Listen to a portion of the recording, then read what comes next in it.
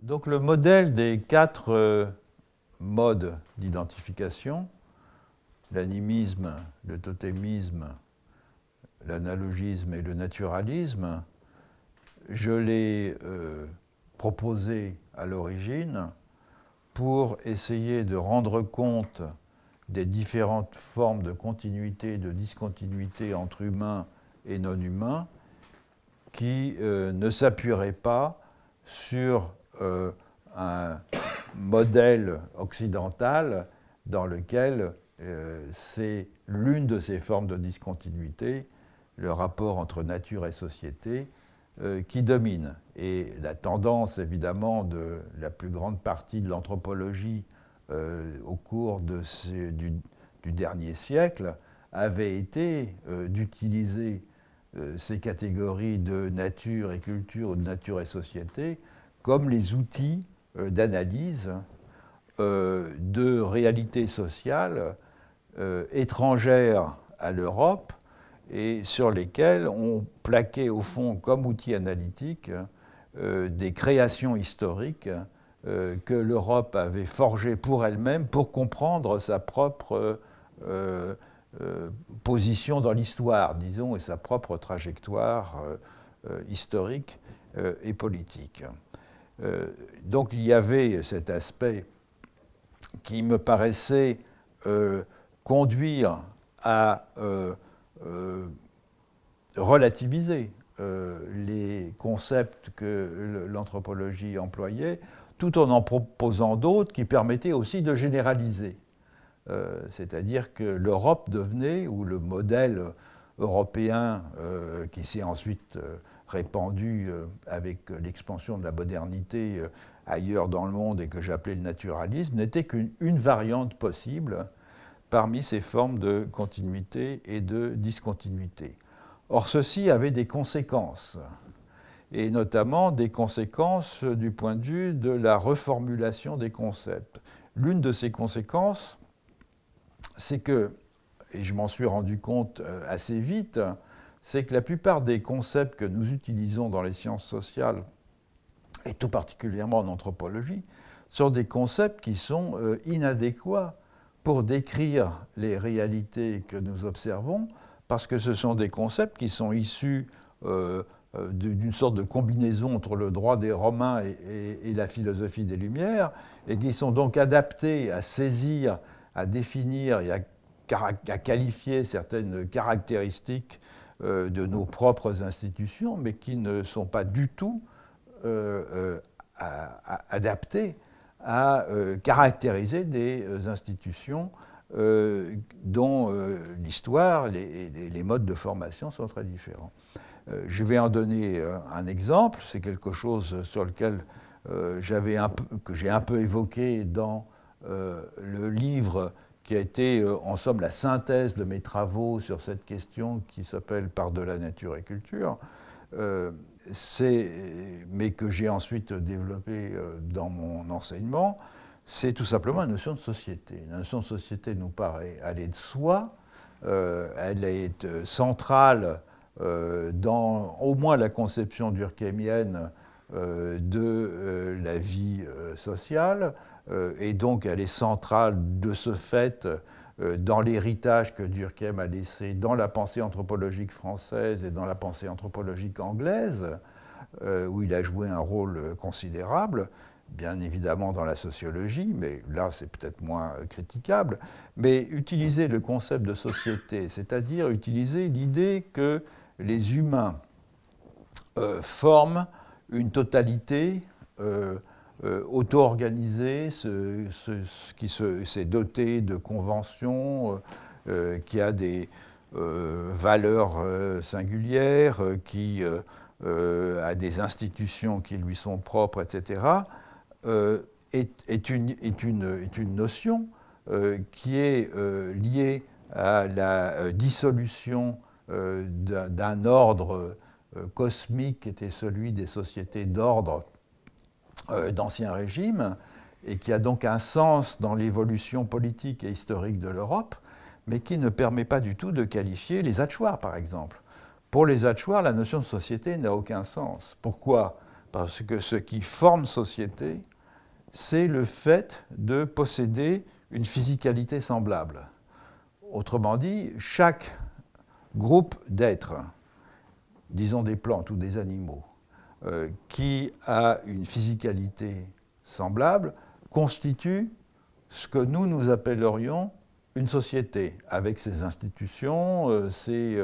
chamans, ses chefs, ses rituels, etc. Cette notion, en outre, est caractéristique du fait que pour les Achuar, mais aussi pour, disons, je dirais, tous les animistes que je connais, les humains ne constituent pas une catégorie en soi. L'humanité n'est pas une catégorie en soi. Il y a autant d'espèces d'humanité qu'il y a d'espèces de manifestations phénoménales de l'humanité, c'est-à-dire de gens qui ont des apparences différentes, qui ont des coiffures différentes, qui ont des peintures différentes, qui ont des armes différentes, qui ont des outils différents, qui ont des maisons différentes, etc. Et au fond, de ce point de vue-là, il y a une continuité entre des personnes non humaines et les personnes humaines, puisque les humains, les caractéristiques qui vont définir un groupe d'humains par rapport à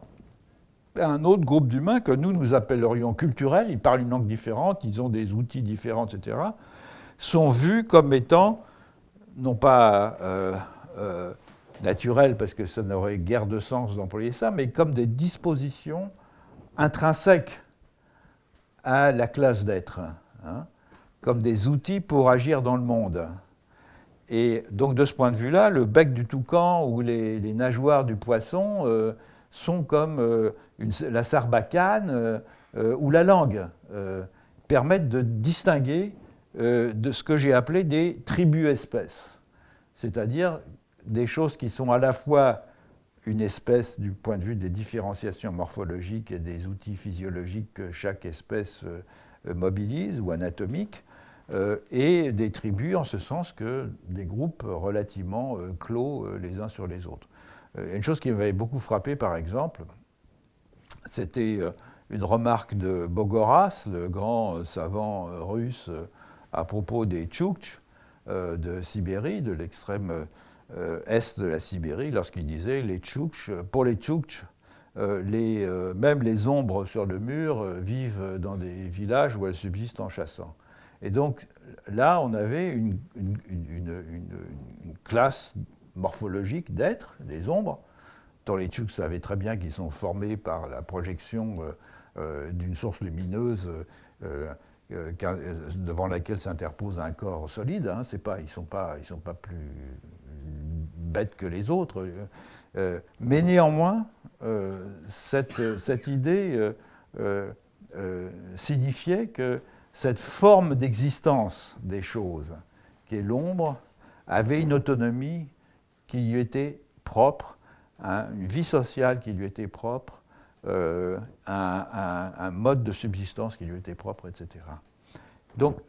impossible d'utiliser la notion de société là-dedans, ça n'a guère de sens, parce que dès qu'on parle de la société, on anthropomorphise en quelque sorte le concept que l'on utilise pour définir des choses dans lesquelles il n'y a pas véritablement d'anthropomorphisme au sens direct du terme. Si je prends maintenant ce que j'ai appelé le mode d'identification analogiste, c'est-à-dire ce vaste champ des ontologies analogistes, quelle est la façon la plus ordinaire de définir cela ? Dans la langue anthropologique, dans le jargon anthropologique, on parle de système socio-cosmique, c'est-à-dire de système dans lequel les frontières de l'humanité s'étendent jusqu'aux confins du cosmos. Et dans lesquels la société humaine n'est pas vraiment distingué d'un ensemble beaucoup plus vaste. On voit ça au Moyen-Âge, hein, la chaîne de l'être en est un bon exemple, dans lesquels, au fond, les interactions entre les humains se déploient à l'intérieur d'un gigantesque système d'interaction entre des êtres de nature extrêmement différente. Donc là, la notion de société n'a pas beaucoup plus de sens. On ne va pas isoler les humains à l'intérieur de ce continuum caractéristique des systèmes analogistes. Et donc, ça a des conséquences immédiates, c'est-à-dire que du point de vue de la sociologie, du point de vue de l'analyse des formes sociales, on ne peut plus continuer à utiliser la notion de société comme on le faisait tranquillement auparavant. Donc tous nos concepts, au fond, sont bouleversés si on prend au sérieux le mobilier ontologique des civilisations et cultures non modernes. Et de ce point de vue-là, ça suppose la production de concepts qui soient adaptés à ce genre de comparatisme transformationnel, si on peut dire, qui, en fait, reste encore très largement en chantier. Je reviendrai tout à l'heure sur certains des chantiers que ce modèle m'a conduit à explorer, au-delà de la notion de société que j'ai abordée, enfin des alternatives à la notion de société que j'ai explorée dans des cours au Collège de France il y a quelques années, pour me pencher sur un autre aspect de ce modèle. Ce que les modes d'identification définissent, ce sont des qualités des êtres du monde qui sont des qualités relationnelles ou positionnelles. Hein. Les humains sont tels parce que les non-humains sont tels, mais ça ne définit pas nécessairement les relations que ces entités vont entretenir les unes avec les autres. Et c'est pour ça que parler d'anthropologie relationnelle me paraît dépourvu de sens, parce que, au fond, tout est relationnel, ou rien ne l'est. Mais dès qu'on parle de relations, il faut préciser de quel type de relation il s'agit. Et ces relations se modulent de façon différente selon la nature des qualités que l'on va prêter aux êtres qui entrent en relation les uns avec les autres. Et c'est donc un autre aspect de ce travail que j'ai mené et qui a abouti à Par-delà nature et culture, c'était d'envisager les relations d'un point de vue tout à fait particulier, qui était celui des conséquences institutionnelles que les relations engagent. Alors je vais donner un exemple. Dans ce que j'ai appelé le monde animiste, les relations entre les termes varient, mais sont toutes fondées sur le fait que les termes sont à un même niveau statutaire. Ce sont toutes des personnes. Et donc les rapports entre humains et non-humains sont fondés sur des rapports entre des êtres qui ont le même statut et entre lesquels il n'y a pas de disparité profonde ou de hiérarchie. Cela dit, le fait qu'ils soient tous à un même niveau égalitaire, disons, ne suppose pas qu'ils aient le même type de relation. Et c'est pour ça que j'ai distingué 3 types de relations à l'intérieur de l'animisme, qui sont le don, l'échange et la prédation. La prédation, c'est quelque chose que Eduardo Viveiros de Castro et moi avons particulièrement mis en évidence parce que nous avions l'expérience ethnographique de sociétés, Tupi dans son cas, Givaro dans le mien, dans lequel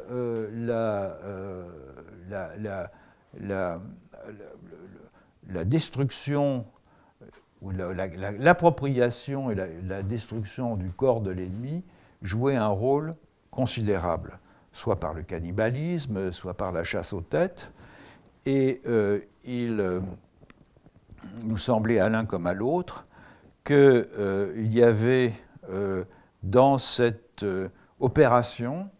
quelque chose de fondamental du point de vue de la définition de l'identité propre. Je suis qui je suis parce qu'en incorporant le corps de mon ennemi, j'incorpore le point de vue que cet ennemi porte sur moi, et par conséquent, je m'assure ainsi de mon identité. Et cette opération de prédation n'était donc pas une opération de destruction simple, au contraire, c'est une opération métaphysique, c'est une opération qui vise à définir une identité par la capture d'autrui qui devient à ce moment-là absolument indispensable à moi-même. Et le rapport à l'animal, de ce point de vue-là, était du même ordre. Chez les Givaro, que je prenais comme exemple pour la définition de la prédation, lorsqu'on tue un animal, on ne compense pas. On peut, si on en tue trop, être exposé à la vengeance du maître des animaux, mais on n'offre pas de compensation. Donc la prédation était une des formules possibles de la relation entre humains et entre humains et non-humains. Une autre formule, qui est la formule intermédiaire, c'est l'échange. Et là, il faut s'assurer que tout ce que l'on donne, on va le récupérer, ou de tout ce que l'on a reçu, il faut le rendre. Et un bon exemple de cela, c'était le nord-ouest amazonien, dans lequel, précisément, lorsque l'on chasse, il faut toujours rendre quelque chose, et quelquefois, dans des conditions tout à fait surprenantes pour nous, c'est-à-dire il faut éventuellement rendre l'âme des morts, renvoyer aux animaux l'âme des morts humains, pour que ces âmes deviennent, à ce moment-là, la source d'une réalimentation du système animal qui va permettre de multiplier les animaux et que les humains puissent continuer à chasser. De toute façon, il faut faire des offrandes. Et puis le système d'échange entre humains était aussi tout à fait fondé sur une obligation vétilleuse d'échange, en particulier sur cette institution tout à fait caractéristique du nord-ouest amazonien, qui est l'exogamie linguistique, c'est-à-dire qu'on épouse des femmes.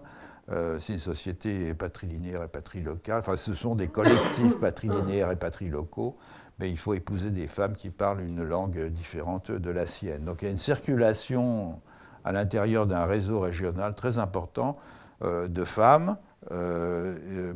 circulation de biens aussi. Chaque groupe s'est spécialisé de façon, j'allais dire, quasiment arbitraire dans la production d'un type de bien qui doit circuler de façon à obliger les groupes nécessairement à échanger. Et puis il y a une dernière formule qu'on peut appeler le don, ou le partage si on veut, qui n'est pas le don au sens de Mauss, c'est-à-dire le don avec une obligation de rendre, mais le don au sens le plus littéral du terme, c'est-à-dire le don où l'on donne quelque chose sans espoir de retour. Et ça, c'est aussi un système qu'on trouve en Amazonie, mais qu'on trouve, par exemple, dans le rapport aux animaux, en principe, dans le nord de l'Amérique du Nord, et chez les Inuits, dans lequel les animaux, pris de pitié ou de compassion devant les souffrances des humains, se livrent spontanément et sans espoir d'une compensation aux humains. Et pour ce qui concerne le rapport entre humains, là aussi,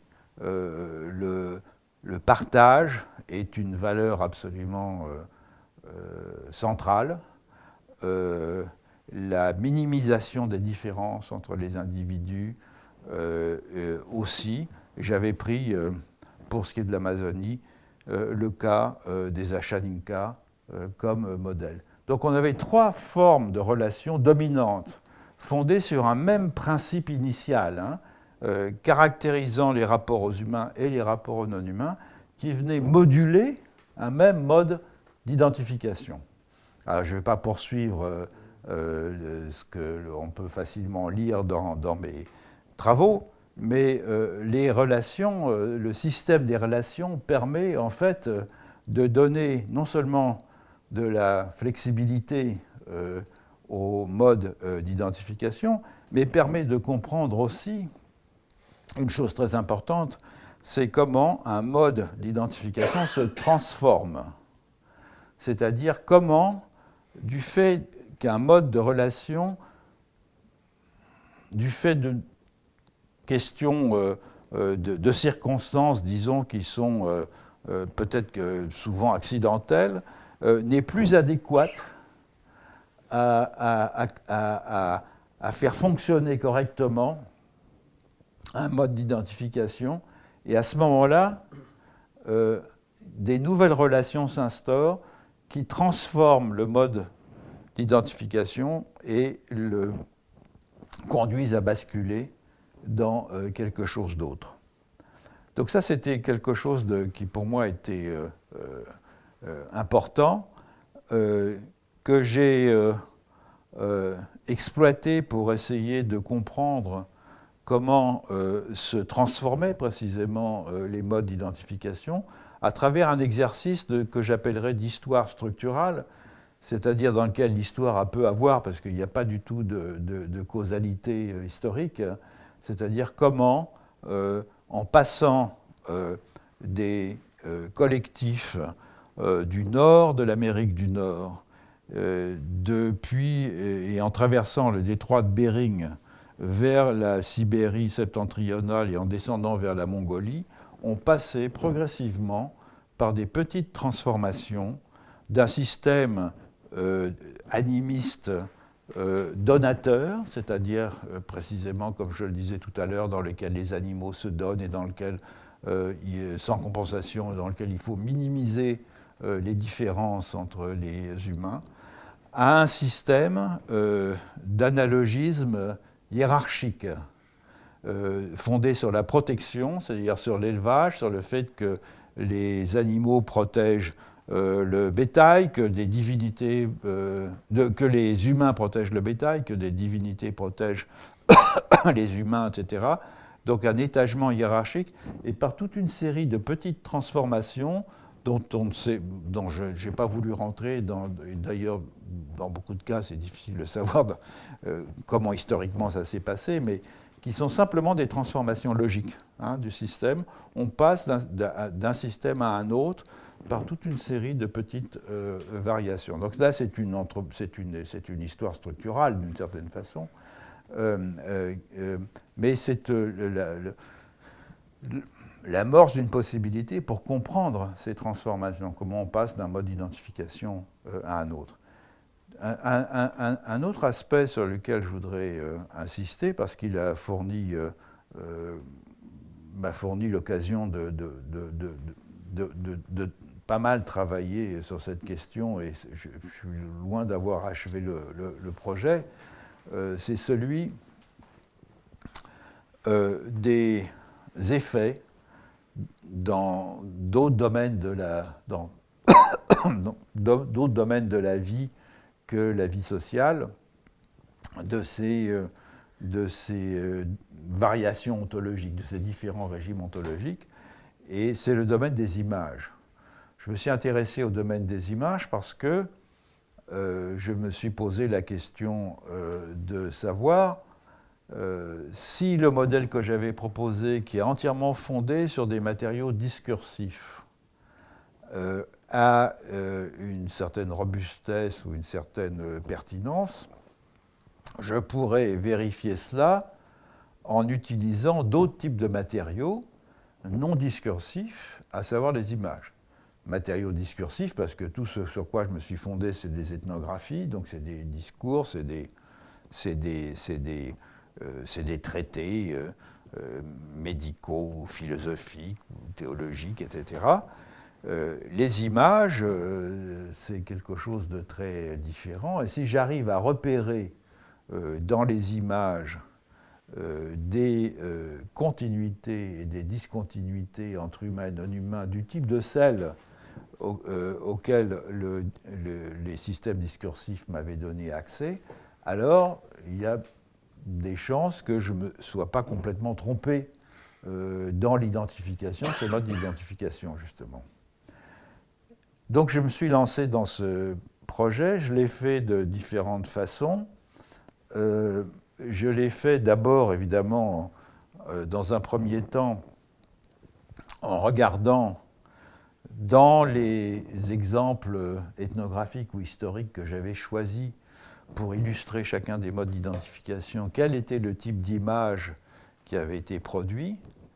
Je me suis aussi attelé à cela de façon expérimentale. D'une certaine façon, le travail sur ces images, c'est une expérience, hein, c'est-à-dire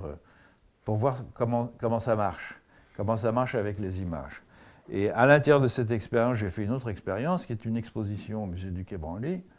il y a une dizaine d'années, où j'ai essayé de montrer comment, pour chaque mode d'identification, on pouvait identifier justement certains types d'images qui étaient caractéristiques. Et l'idée étant de voir si le public percevait, comme moi, le caractère distinctif de ces images par rapport, au fond, au régime figuratif, au régime ontologique figuratif auquel elles pouvaient être rattachées. Alors, je ne vais pas rentrer dans le détail des analyses que j'ai faites, d'autant que je suis en train de terminer un livre auquel je travaille depuis des années sur cette question, qui donc explore beaucoup plus en détail la question de l'ontologie des images. Mais disons que maintenant que j'ai plus de 10 ans de recul, une douzaine d'années de recul sur la question, j'ai le sentiment que ça marche. Ça marche parce que j'ai vraiment abordé de très nombreux contextes de production d'images, images qui sont toujours des images sur lesquelles j'ai un contrôle, c'est-à-dire que je sais les conditions dans lesquelles elles ont été faites et les conditions dans lesquelles elles ont été utilisées. Je ne fais pas de spéculation sur les images archétypales des